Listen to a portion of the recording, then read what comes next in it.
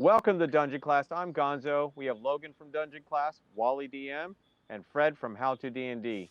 And in today's edition of Dungeon Masters Roundtable, we're going to ask the question, what are some table rules that you use at your table as a DM? And I'll go ahead and start us off, guys. There's quite a bit of rules, but we're not talking about the rules of the game. We're not talking about, the mechanics of the game as much as just maybe whether it's table etiquette or some of the things you may have homebrewed really quick to make things go smoother. And in mine, one of them is if you're not ready on your turn, and this happens a lot with those who have a lot of magic spells to cast, because I know as a spellcaster, I love to play a spellcaster, but there's so many and I just have trouble choosing because they're all so cool. And it's like, well, I want to use this one, but this one costs this. And, so if you're not ready on your turn, it's okay to say, I'm not ready, just go on to the next guy in initiative and let them go ahead of you. So one of my rules is if you're not ready, no big deal. I'll just move on to the next person in initiative and we'll come back to you, So that allows the game to flow better, and it allows the player to make a better choice instead of a rushed one. Well, I'll just cast Fireball, because that's what we all end up doing anyway. But and then another short one that I use is just distractions at the table, cell phones, food, talking, that kind of thing. We played a game to interact and to have a good time and have fun, but the more we can limit some of those distractions and try to focus more on the game, the better the game will flow, the better the story will flow, and the more engaged you'll be as a player and as a dungeon master. This goes for the dungeon master as well. So try to limit the distractions. Some are out of your control, but that would be a couple of my ideas for table rules. Fred, I'm going to go to you. What are some of your table rules that you would have at your table if we were to play around you as a DM? So this is really hard for me because when I was reading the question and when we were prepping for it, it was like, what table rules do you think should be at the table or at the gaming table?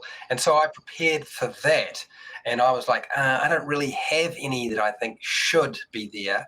Okay. And then I was like, I suppose I could just say, don't be a dick. And then I realized, hang on, the problem with that is that, the guys can't help but be dicks, because they, literally they've got one. So hence, maybe that's not going to work either. And then I was like, if I really had a table rule that I think is really important, I think the one that I would say you definitely need to have, and I've taken the piss out of these sorts of questions and videos before, I would say this. Okay. No firearms at the table. You cannot bring your firearms. You can't lay them on the table. Do not bring alcohol with you and drink with firearm on the table. That is a rule that I think is absolutely vital, because, I wouldn't want to play with somebody doing that sort of thing. So that would be my table rule. No firearms and drinking at the same time when playing Dungeons and Dragons. Okay, guys. Well, I think of any rule that should be at everyone's table, I think that's definitely one that should. So even in open carry states and stuff, it is what it is. So that's a great idea, especially if you mix drinking or anything else with D&D. So, all right, Logan, what are some of your table rules when we play with you as our dungeon master? What's something that you normally do or that people should do? I think a couple of my house rules are, as a DM, trying to reward players more for cool stuff.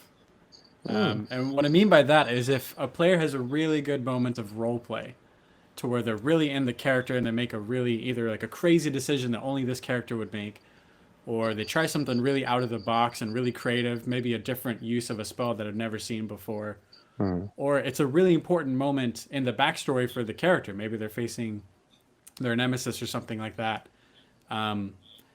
If they have something really awesome that they want to do, as a DM, sometimes I grant advantage, not because of any kind of mechanical bonus that they get or any kind of like official D&D rule, but just because it's awesome. I'll say, you know what, go ahead and roll with advantage, because you jumping out of the moving elevator shaft in this abandoned mine to tackle the levitating mind flayer away from your party, I think that's really cool. Roll with advantage. See what happens. Okay. In the DM's guide, it talks about granting inspiration to players to give them advantage for a reason like that. But other ways you could reward them would be maybe the next time they go to find treasure, maybe they find a little something extra that kind of a nice little bonus for them. Maybe they, I don't know, just something random and good happens. Make a little D20 table and just roll on it. Like, hey, you, like on this day's travel, the party of orcs that would have surprised you is taking a nap. Mm-hmm.